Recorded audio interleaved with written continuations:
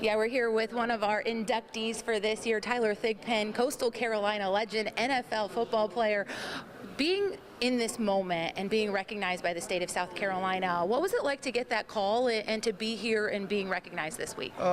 Great honor. I mean, when I got the phone call, I almost just didn't feel real when I started tearing up. I'm not a really emotional guy, but as soon as Coach Russ Bergman called and told me that news, because when he called, I actually missed his phone call, and then he shot me a text with, "Hey, this is Russ Bergman with the South Carolina Athletic Hall of Fame," and I'm like, "Why in the heck are you calling me?" And sure enough, when he broke the news to me, I mean, it was just such a great feeling because I've seen so many friends and colleagues over the years that have made it into it, and I always used to say, I'm like, that's something I would never be considered for. So to actually be inducted or be considered and be inducted this year is quite an honor. I'm certainly excited.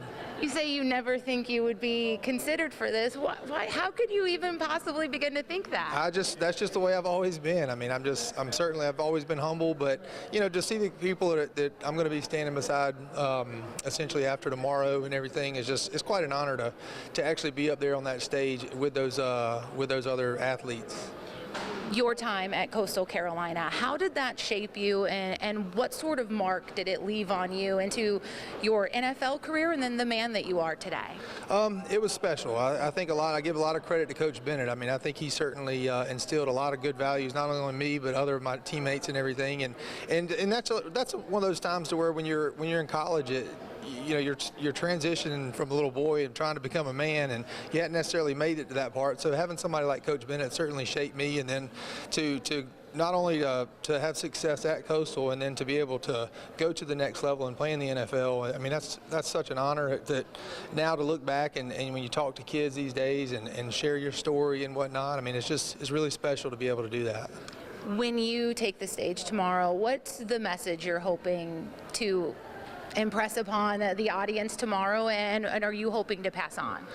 Certainly. I mean, I think the biggest thing as far as it for me would be adversity, because there's so many times in my career that I've faced adversity in high school when I lost my job as far as a starting quarterback my senior year, and then to end up going to college and playing a quarterback, and then to go into the NFL. I mean, how many guys can say that they started in the NFL as a quarterback but didn't even play quarterback their senior year, and getting injuries in college one time? I mean, there's just always been adversity throughout my entire career that's one of the things that I think I'll harp on tomorrow with.